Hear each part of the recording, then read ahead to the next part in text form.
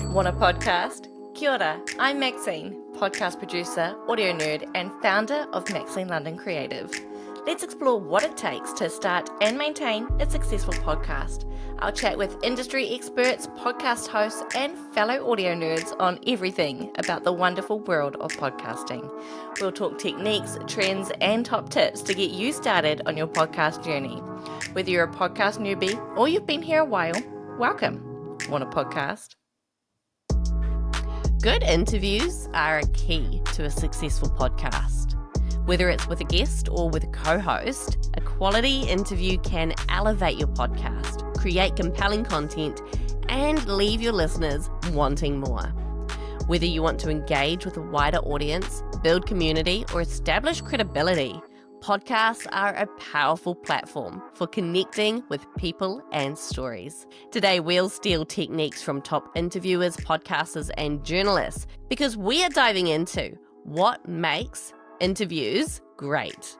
We'll talk skills you can practice, classic no-nos, what you should always ask and what you should never ask, and how to salvage a tough interview. So, whether you're just starting out or looking to refine your skills, this episode will provide you with practical tips to ensure that your podcast interviews are at the top of their game. First, let's talk about what a good interview actually is, because a good interview isn't just a list of questions. It's creating a safe space where people feel comfortable to get vulnerable and open up. Have a think. What did you think about the last podcast interview you listened to? It doesn't matter how good the content is. If it's not easy to listen to, you'll lose listeners. Simple as that. A good interview is more than just asking the right questions. It's about creating an atmosphere where both you and your guest feel comfortable, allowing for an authentic and meaningful conversation to take place. Create safety, prepare deeply, shape a story arc, keep the energy flowing, and don't be afraid of emotional depth. The gold often appears when you drop your script and follow the moment. Here's what can take an interview from good to great. First, creating a safe space.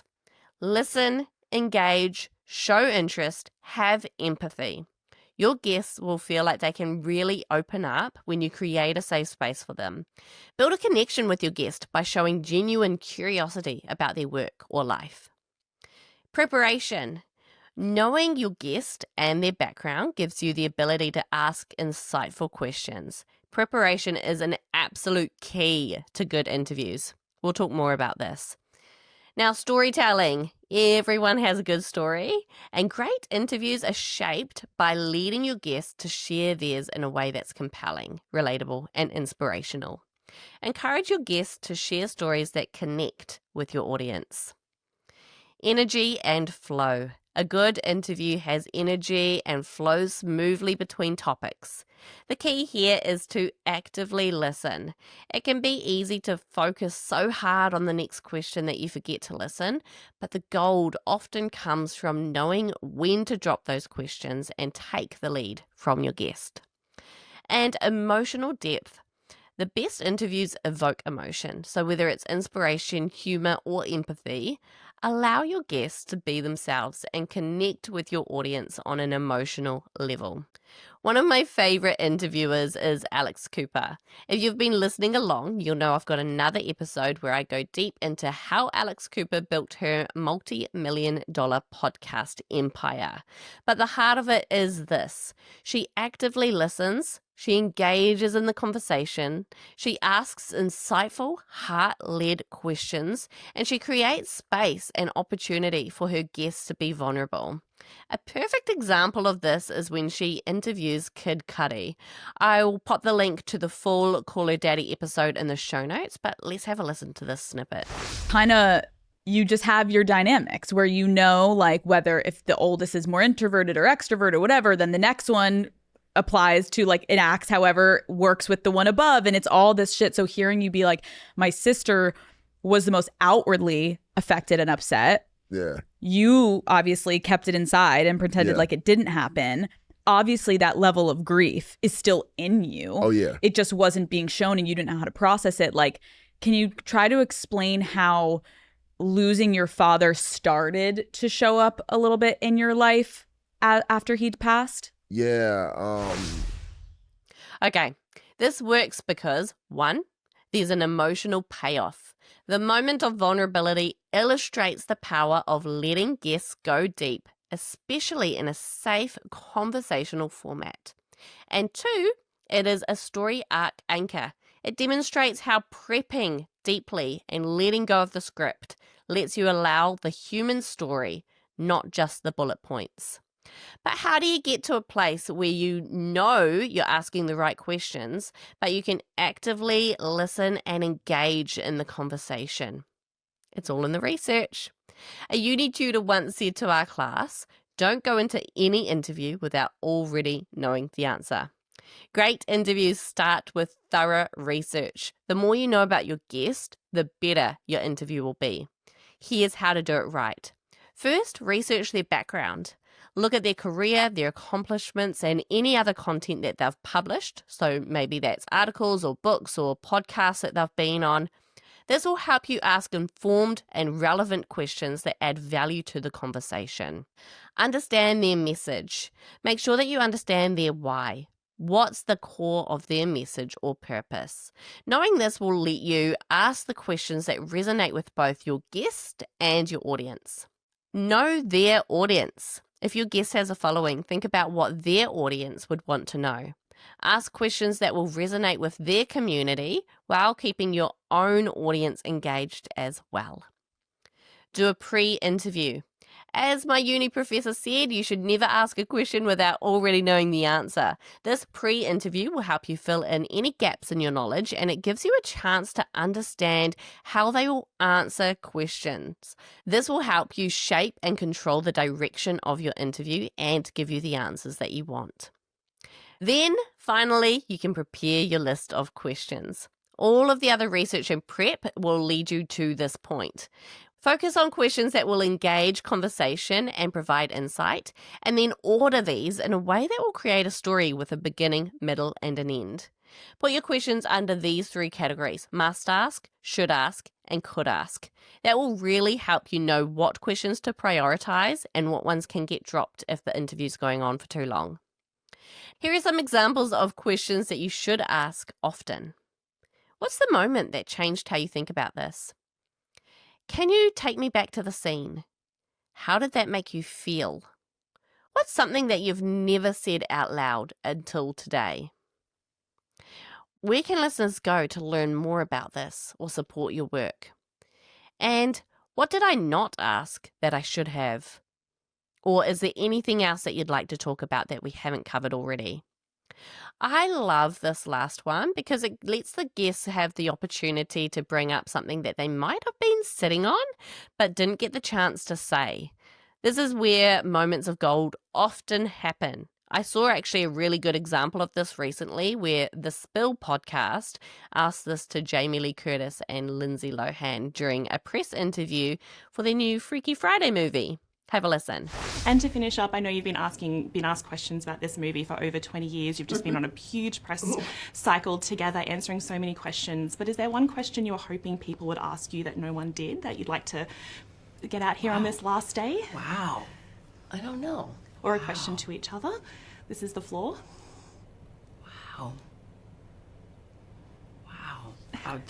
We'll both start to cry. Do you love it? Do you love what you do? Yeah, I do. You know, it all comes from love. Creativity comes from love. The work. Yeah, there's nothing like the feeling when you get onto set on that first day, that kind of adrenaline rush and almost like a safety that I feel, and I feel like you feel the same. It's just like you feel right at home. There's nothing. I'm 67 years old. The day I pull up to any work I'm doing, I can't believe I get to do it. Yeah. I can't believe I get to do this job. And it has nothing to do with seeing our pictures up and all that. I'm talking about the practical, I mean, even just The coming in day-to-day, here yeah. today. Yes. Love this job. So love sort of is not brought up enough. Yes. Of love of the creative process and the people we get to do it with. Yeah. And this was filled with love. Oh, I can really see that. Well, thank you both so much for your time. Thank you for asking such a such moving beautiful and questions. thoughtful question. Another great example of this was on a recent episode of Between Two Beers, where Steve and Seamus talk to legendary New Zealand radio broadcaster Simon Barnett from More FM. In the clip, Steve references to an article that he'd researched during his prep phase, and then he masterfully asks a version of, "How do you feel?" in a context that works with the greater episode. Have a listen. One of the lines in that incredible Shane Coe write-up, I think towards the end, is you just want to, you're not sure if you will laugh again. Yeah. And, this was the days surrounding when she was, before she passed. Have you? Yes, that's a great question. I'm delighted to tell you I have. I have and I do. And it's a genuine laugh. It's a real genuine laugh. And it's, definitely. It's a great example of doing your prep, knowing what you want to ask, but then sitting back and listening and actively engaging in the conversation. I'll chuck the full link to the episode in the show notes. It's a beautiful episode full of wonderful examples of active listening, creating a safe space, and asking thought-provoking questions. Now, here are some questions that you should usually never ask. Anything that you didn't earn relationally. Don't go in hard with deep trauma questions. If they're not consenting, that's not quite right. Don't ask compound leading or gotcha questions, unless your role is journalistic accountability and you can stand up on every premise. And also vague prompts like, tell me about yourself. Don't ask those. Make them more specific. When did you start? And what did you notice? Now, should you send your list of questions to your guest? This one is up for debate, and I know amazing interviewers who do both, but my thoughts? No. Sending a list of questions ahead of time can mean that your guest over-prepares. They might end up scripting their answers ahead of time, and then your interview will sound super scripted and stale instead of natural and engaging. It could also mean that if you veer away from your prepared questions, they feel a little put on the spot and they can clam up. So here's what I do instead. I send my guests a guest brief. Now, this brief is an amazing way to prep your guest and make them feel comfortable, but not overly prepared. Include things like who the host is, the duration, the location. If the interview is happening online, you can include tips about wearing headphones and choosing a quiet space to chat. If it is through something like Riverside, Zencaster, or Squadcast, you can go into instructions about how to use the platform and what they can expect. Then provide a guideline for the interview, talking points. A few bullet points about the topics that you'll cover and the direction of the conversation so that they know what they're in for but can't script their answers. That way, both you and the guest have the opportunity to engage in the conversation. Graham Norton, who is another one of my all-time favourite interviewers, does similarly. He really preps guests ahead of time unless he wants to bring up a random story from a long time ago that they won't get without prompting. Here's Graham Norton explaining the art of celebrity interviews on This Morning. Yes, no. Have you had a chance to chat to them? Do you say, look, I want to talk about this and I want that story? Or do you just rarely do that. Throw the questions at them? No, I rarely do that. And it depends on the guest. Some guests totally want to be left alone. Mm-hmm. Look, no, just keep it fresh, I want to know. And then some guests want to be told. And the only time we really will tell people is if we found a really obscure story from years ago. We'll remind them of it rather than watch them scrambling through the files in their head on telly. Going, you what now? Oh, yeah. I think the questions that are hard or that people ever throw at you are those things like, what's your life mantra? And suddenly you've got like complete, or what was the funniest thing that's ever happened to you in your whole life? Yes, no, we don't just throw those at people. Yeah, no. Or if we do, they're prepared. One of the reasons I love Graham Norton is that he is a master at moderating conversations between a panel of guests. He seamlessly weaves personal stories from one guest into the talking point of another. And then, when it's time to do the necessary promotional elements, he's back in the driver's seat. Now, while it's crucial to have your talking points, it is equally important to actively listen, engage in the conversation, and know when to drop your questions and take the lead from your guest. It's important that your interviews feel like a natural back and forth conversation rather than a rigid Q&A session. But that's easier said than done, right? So here are some practical tips to keep the conversation flowing. First, and probably most importantly, is active listening. Pay close attention to your guests' responses. This allows you to ask follow-up questions that dive deeper into the conversation, and this is often where the gold lies. Ask open-ended questions. So instead of yes-no questions, ask questions that invite your guests to share stories, experiences, and insights. For example, can you tell me about a time when?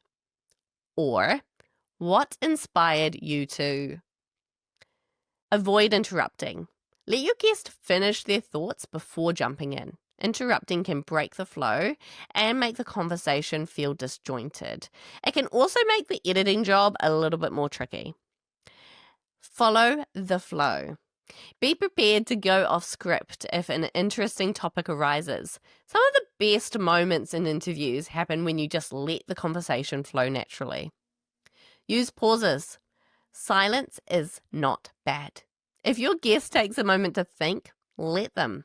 It can lead to a more thoughtful and profound response. Now, you can get everything right, you can do all the prep, you can do all the active listening, and sometimes it still feels like you've done a bad interview.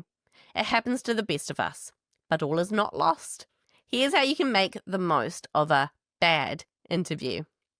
So during the interview, if you feel like you're not getting the answers you're wanting, rephrase the question and ask it again. Lead the conversation. An example of this is, let me slow us down. What did you feel in the moment? Switch lenses. Start with facts and lead into feelings, or start with feelings, lead into facts. Use silence. Again, ask and then count 1, 1,000, 2, 1,000, 3, 1,000 in your head. People will fill the silence. I'm one of those people who find silence is very awkward, so I will always fill the silence, and people will fill it. Now, here's how to navigate tech issues. They happen to the best of us. If they're not properly managed, technical difficulties can cause major issues down the line. They can interrupt flow, they can make you seem a bit unprofessional, and they can even make your guests feel a bit uncomfortable, especially if they're not used to going on a podcast. So here's what you can do. Invest in reliable equipment. Clear audio is crucial for a professional sounding podcast.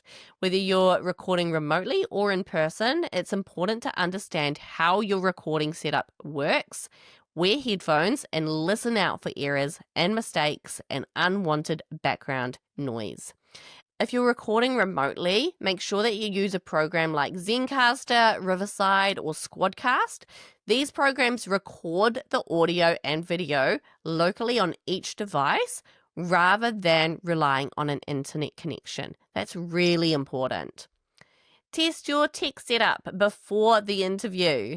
Now, make sure that your microphones are working, your internet is stable, and that your recording software is set up correctly. Avoid interrupting. Again, if you're recording online through a platform like Zencastr, Riverside, or Squadcast, and the internet cuts out, let your guest finish their thought before you jump in with a, "Oh, what was that you cut out?"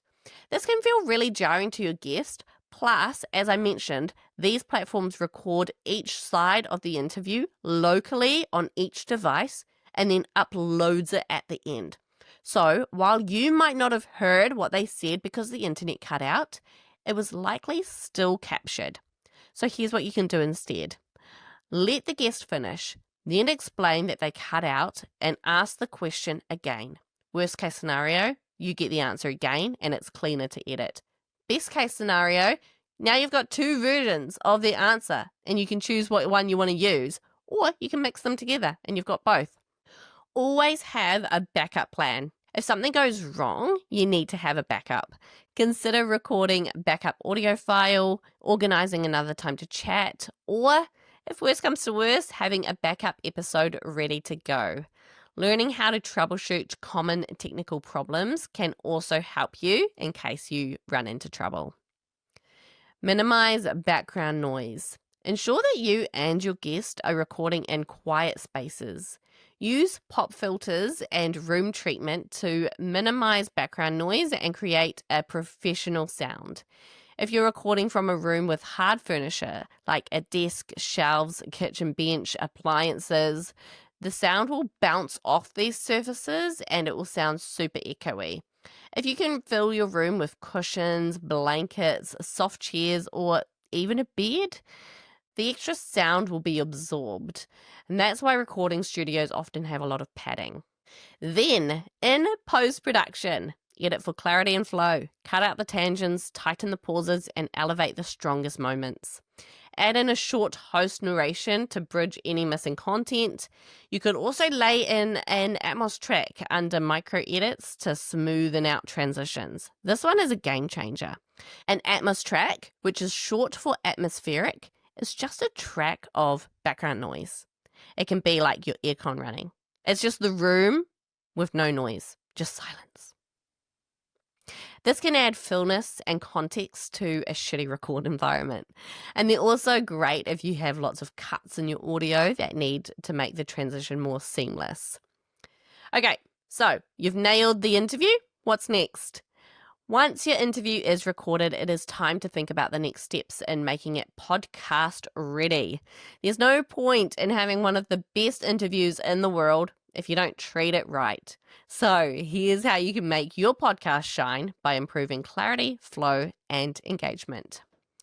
First, cut out all of the unnecessary pauses, filler words like, you know, and awkward moments in the edit. This will create a clean and crisp and engaging final product. This is where your podcast editor can just make magic happen.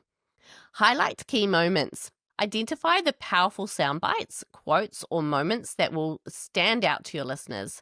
These can be great for teasers, social media promotions, or just adding little sound clips within the episode. Think about structure. Make sure that your episode flows well from start to finish and has a clear beginning, middle, and end.